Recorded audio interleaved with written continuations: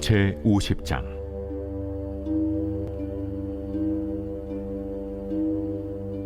여호와께서 선지자 예레미야에게 바벨론과 갈대아 사람의 땅에 대하여 하신 말씀이라. 너희는 나라들 가운데에 전파하라, 공포하라, 깃발을 세우라, 숨김이 없이 공포하여 이르라.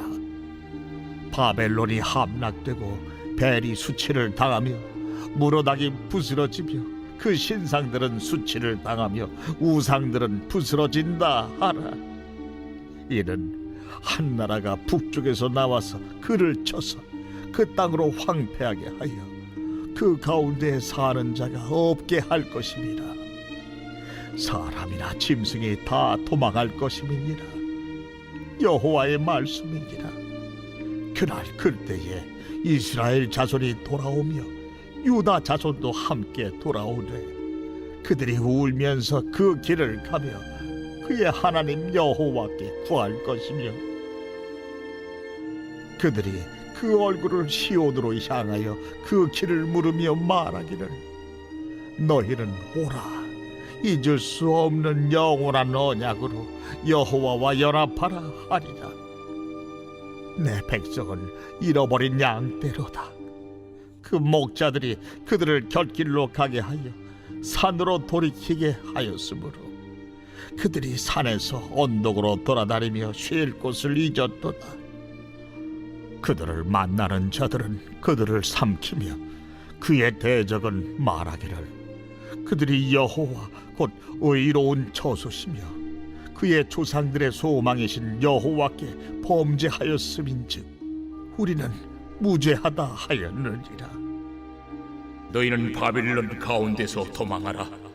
갈대아 사람의 땅에서 나오라. 양떼에 앞서가는 순념소같이 하라. 보라, 내가 큰 민족의 무리를 북쪽에서 올라오게 하여 바벨론을 대항하게 하리니 그들이 대어를 버리고 쳐서 정목할 것이라. 그들의 화살은 노련한 용사의 화살 같아서 허공을 치지 아니하리라. 갈대아가 약탈을 당할 것이라. 그를 약탈하는 자마다 2022년 5월 11일 새벽 하나님의 말씀은 예레미야 50장 1절부터 10절입니다. 50장과 51장은 마지막으로 선민 유다는 물론 앞서 언급한 유다 주변의 열방들을 심판할 하나님의 도구로 사용될 바벨론과 관련된 예언을 다루고 있습니다. 오늘 함께할 본문 1절에서 3절에서는 바벨론 멸망 예언의 공포 명령이, 4절부터 8절은 바벨론 멸망과 병행될 이스라엘의 회복 예언이, 9절과 10절은 북방 큰 민족에 의한 바벨론의 정복을 다시 예언하고 있습니다.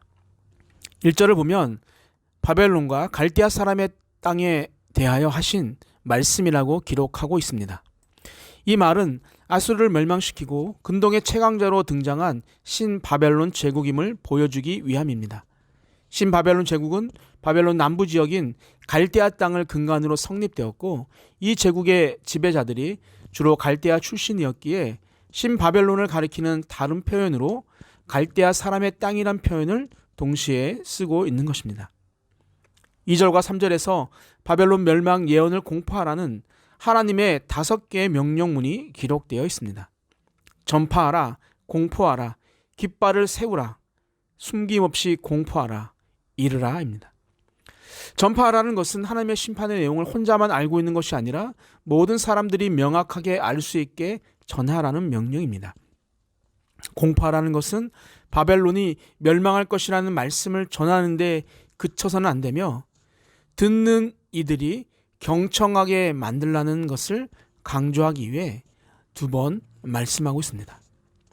이처럼 5개의 명령문을 사용하여 하나님의 심판이 바벨론 앞에 이르렀음을 서둘러 알리고 모든 나라 사람들이 이 말씀을 경청하게 만들라는 명령이며 궁극적으로 이 전쟁의 승리는 이미 예정된 것이므로 빨리 군사들을 깃발 아래 모으고 나가서 싸우라는 명령으로 바벨론을 심판하고자 하시는 하나님의 의지가 얼마나 확고한지를 강조하고 있는 것입니다.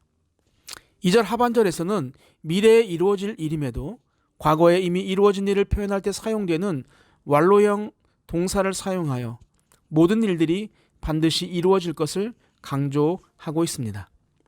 앞으로 일어난 일은 먼저는 바벨론이 함락된다는 것입니다. 그리고 그들이 섬기던 벨이 수치를 당하고 무로닥이 부서질 것을 말합니다. 벨과 무로닥은 바벨론의 국가 최고의 우상 역할을 했던 신으로 한 우상에 대한 두 가지 다른 명칭이기도 합니다. 그들이 섬기던 우상들이 수치를 당하고 부스러지는 이유는 바로 한 나라가 북쪽에서 나와서 그들을 치기 때문입니다. 메데아와 바사의 연합군에 의해 멸망을 당하여 바벨론 땅이 황폐화되고 사람으로부터 짐승에 이르기까지 모든 것이 살 수 없게 됩니다. 4절과 8절에서는 이스라엘의 회복과 바벨론의 멸망을 병행해서 기록하고 있습니다. 먼저 4절을 보면 그날 그때에 이스라엘 자손이 돌아오며 유다 자손도 함께 돌아오되 그들이 울면서 그 길을 가며 그의 하나님이 여호와께 구할 것이라며 라고 말합니다. 바벨론에 멸망하는 바로 그날과 그 시점이 이스라엘이 회복되는 때임을 분명하게 보여주고 있습니다. 그들이 울면서 그 길을 간다는 말은 걸으면서 울면서 그들은 여행할 것이란 뜻으로 그들에게 있어서 포로 귀환의 감격이 얼마나 클 것인지를 잘 보여주고 있습니다.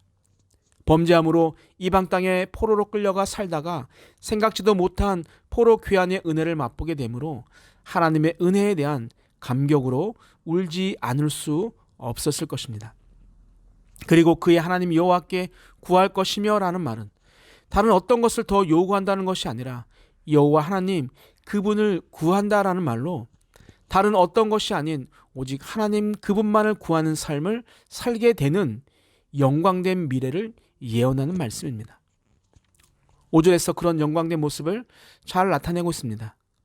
얼굴을 시온으로 향한다는 것은 하나님 임재의 상징적 장소인 성전이 있었던 시온, 즉 예루살렘에 대한 그들의 애정을 보여주고 잊을 수 없는 영원한 언약으로 여호와와 연합한다는 말은 하나님의 은혜로 말미암아 그분과 연합하게 될 것이라는 축복의 말씀입니다. 하나님의 긍휼과 사랑을 통해 바벨론에서의 포로 생활을 청산하고 가나안 땅으로 돌아오게 될 뿐만 아니라 하나님과 연합하여 하나님께만 헌신하고 봉사하는 참 하나님의 백성으로 다시 세움을 입는 축복에 거하게 될 것입니다. 유다의 과거는 어땠습니까?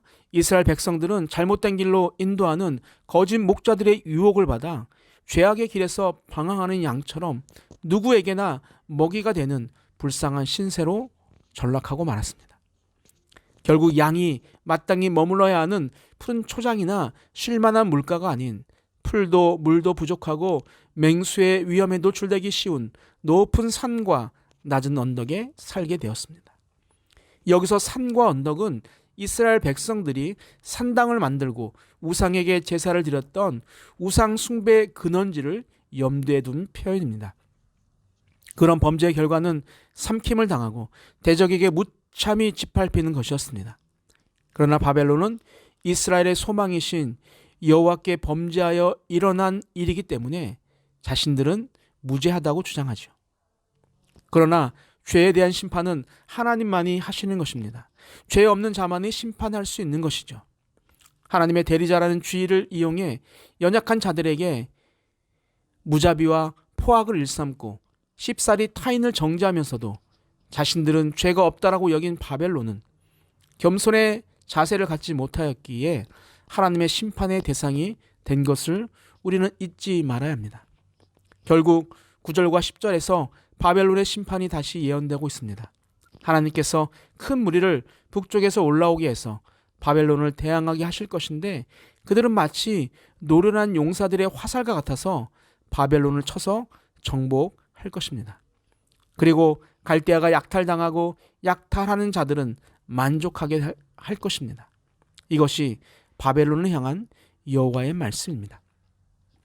사랑하는 성도 여러분, 우리는 하나님의 은혜로 푸른 초장과 쉴만한 물가에 살아가야 하는 자들입니다. 그곳에서 하나님의 은혜와 사랑을 먹고 마시며 살아가야 하는 자들입니다. 산과 언덕에 올라 우상을 마음에 담고 머리를 숙이는 자가 아닌 오직 한 분뿐인 예수 그리스도를 내 가슴에 품고 그분만을 바라보며 걸어가야 합니다. 그것이 우리를 향한 하나님의 마음입니다. 그 마음을 따라 오늘 하루도 주 안에서 승리하는 귀한 산돌의 가족들이 되기를 소망합니다. 아멘. 사랑과 은혜의 하나님 아버지, 나에게 주어진 모든 것을 교만으로 사용하지 않고 오직 겸손한 마음으로 하나님만을 바라보는 자가 되게 하여 주옵소서. 산돌교회는 어렵고 힘든 가족들이 많이 있습니다. 가족은 힘들고 어려울 때 힘이 되어야 합니다. 우리 모두가 그렇게 서로에게 힘이 되는 교회가 되게 하여 주옵소서. 한 사람도 예외 없이 주님의 은혜를 마음껏 누리는 귀한 공동체가 되게 하여 주옵소서. 감사하며 예수님의 이름으로 기도하옵나이다. 아멘. 우리 함께 기도하겠는데요. 첫 번째, 나의 어떠한 상황도 하나님의 구원을 전하는 것으로 사용할 수 있는 믿음을 주옵소서. 두 번째, 우리와 함께 하시며 우리를 푸른 풀밭과 실만한 물가로 인도하신다는 영원한 언약을 잊지 않고 살아가게 하옵소서. 마지막, 하나님의 보호 아래 살아가는 것이 가장 큰 행복이며 하나님의 보호하심이 없이는 결코 살아갈 수 없음을 고백하게 하여 주옵소서. 우리 함께 기도하시겠습니다.